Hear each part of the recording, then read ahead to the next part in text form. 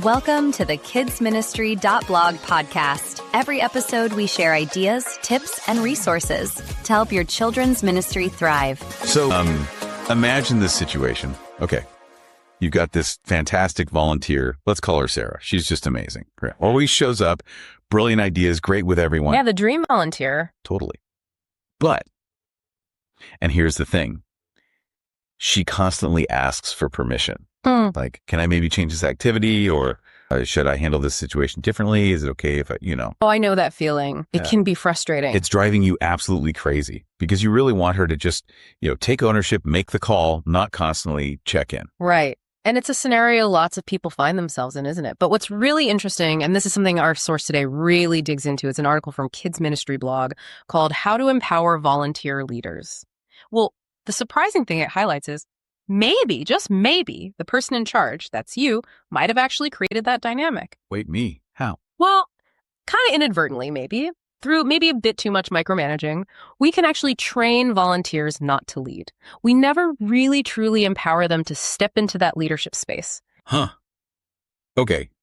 That's humbling. Yeah. And that's exactly the challenge we want to get into today, right? Exactly. Our mission for this deep dive is to unpack some real actionable steps to shift that dynamic, to help turn those wonderful helpers like our Sarah into genuine invested leaders. And it's crucial to get this. Empowering volunteers isn't just, giving them more tasks to do. It's deeper. It's about fundamentally changing how you interact. How so? The article's really clear on this. It's about giving them actual decision-making power, real choices.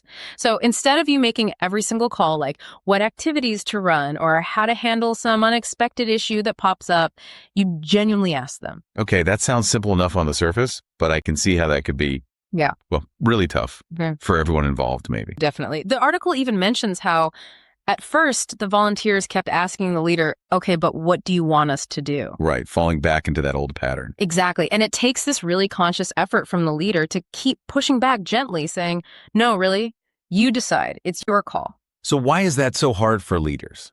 And why is getting past that initial, maybe awkward phase so important? Well, I think it bumps up against our desire for control, doesn't it? We worry about things going wrong, mistakes, maybe things not being done our way. Efficiency, outcomes. Right. But the huge impact, and Kids Ministry blog really details this, is that you build genuine ownership. When volunteers like Sarah realize you actually trust their judgment, they become way more invested. And that investment really comes through when you, the leader, are willing to let them, stumble a bit. Ah, okay. Letting them fail. That's a big one. Yeah. A major hurdle for a lot of us, I think. It is. The piece talks about this volunteer, Tom, who tried a craft activity. Complete disaster. And our first instinct is just scream, jump in, fix it, protect the kids or the budget or whatever. Right. Control that chaos. Exactly. Yeah. But the leader in this story did the opposite. What's the lesson there? It feels counterintuitive.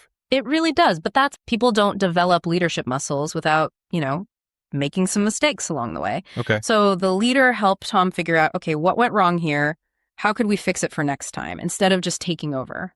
That builds confidence, right? Yeah, makes sense. Makes volunteers more willing to try new things, to innovate, because they know you're not going to throw them under the bus if it doesn't work out perfectly. Okay. And speaking of giving space, the article also talks about needing to stop hovering. Yes.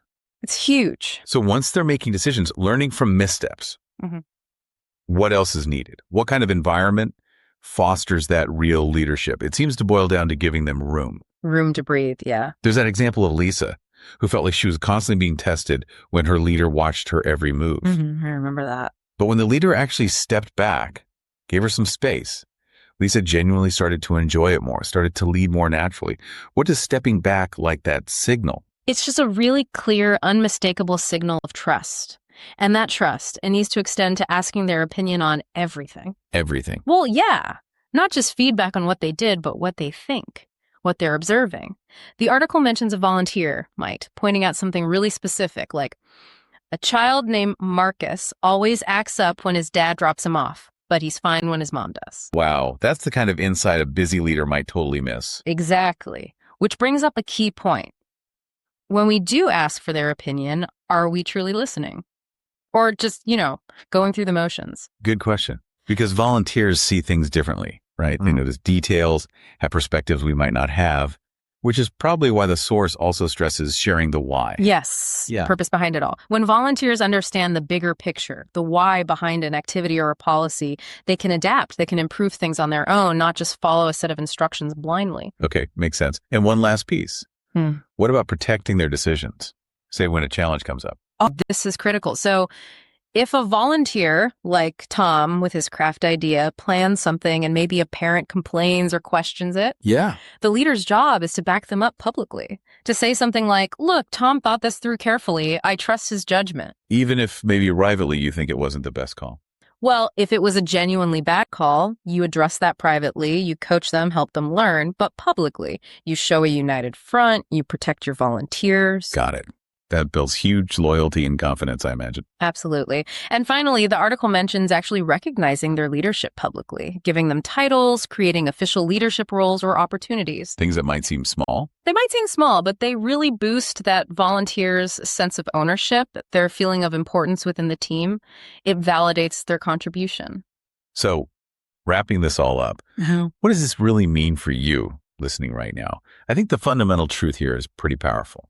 People tend to rise to the level of expectation you set for them. That's it, exactly. If you treat volunteers like helpers, well, they'll probably act like helpers. But if you treat them like leaders, give them that trust and space, they will become leaders. And the benefits of that shift, they're huge, aren't they? Absolutely. You get volunteers who are way more engaged, more invested.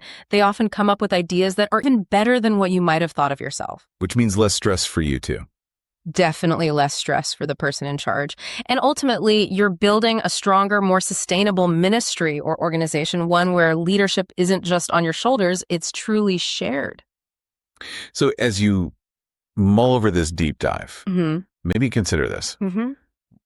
What's one small step, just one thing, you could take this week to genuinely empower someone you work with? Give them some real decision-making power, the space to learn, maybe even to stumble a little, even if, it feels a bit scary at first.